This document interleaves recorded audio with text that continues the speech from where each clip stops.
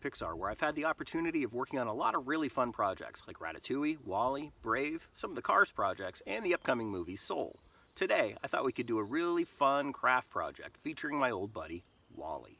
I wasn't just a story artist on WALL-E, I was also the designer of the end credits, and we got pretty creative. Today we're going to get pretty creative with some supplies from around your house: a ruler, a pair of scissors, 8.5 by 11 paper, a pencil, some crayons, and some glue or a glue stick. Now our first step is going to be a little tricky. We're going to make a template, and that template is very special. We're going to color all the shapes on the template because those shapes line up with different parts of WALL-E's body. And don't worry if this is going a little fast or you get a little lost. The cool thing about videos like this is you can press pause or scroll back and find the bits that you missed. Maybe even take a screen capture so that you really get all the details. Speaking of details, here's our template. Now we're going to start in the upper left-hand corner, right at the edge of the 8.5 by 11 piece of paper. Work our way down to the bottom left, up to the upper right, and then down to the bottom right. And that's probably where you're going to want to do your screen captures. Oh, and here's something else you're going to want. An old cereal box that you're done with, because you're going to take it and open it up and use the inside of it. Then you're going to take your scissors, and you're going to be real careful. But you're going to cut open that box, and you're going to take a section of it and make it an 8.5 by 11 piece of cardboard. Then you're going to take your ruler and your pencil and you're going to transfer your template to the cardboard. This, my friends, is where math meets art. The more careful and precise you are at this stage, the better your WALL-E is going to turn out when you're all done.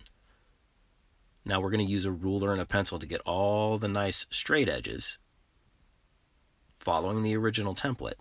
But there are some sections that we're going to want to freehand. There's a section that is drawn like a heart between two rectangles. Those are actually going to become WALL-E's eyes, or at least the outer part of his eyes.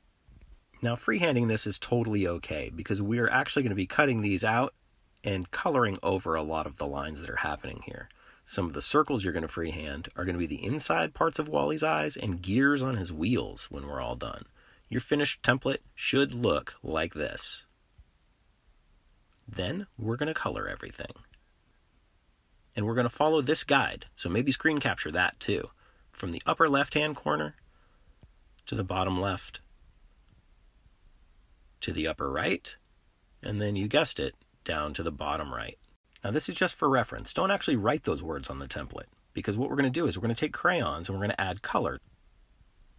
And if you've written words on the template, WALL-E's going to have words all over his body, and our image may not look the way we want it to. The crayons add a little bit of texture, and since WALL-E works in the dirt a lot, I think that's totally okay. We do want to try to stay in the lines this time, though, because when we're done with the template, we're going to cut out all these shapes, and we're going to want those shapes to have nice, crisp, clean edges. You know, using cardboard for a project like this seems really, really great considering it's WALL-E. Since WALL-E was such a big recycler, I really like the idea of being able to reuse something you might have around your house. Now we're going to experiment a little bit, and we're going to stack all of the shapes.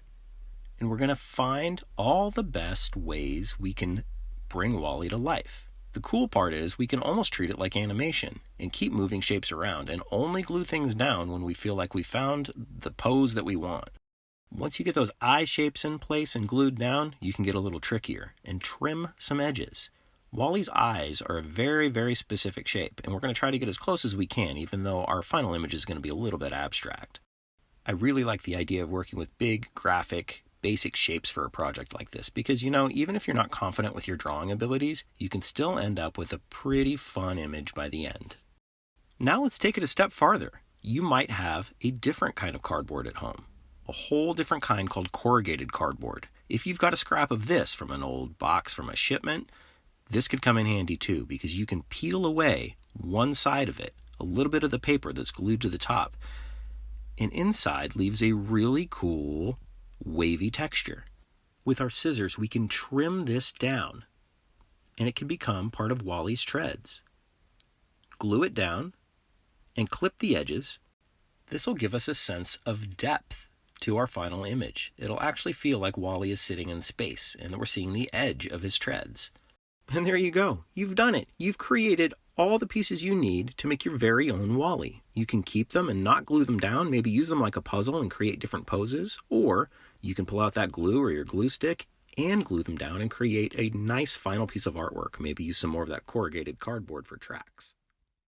We're all done for today. I hope you've had a great time making some crazy WALL-E artwork. Be safe, and we'll see you soon. Bye.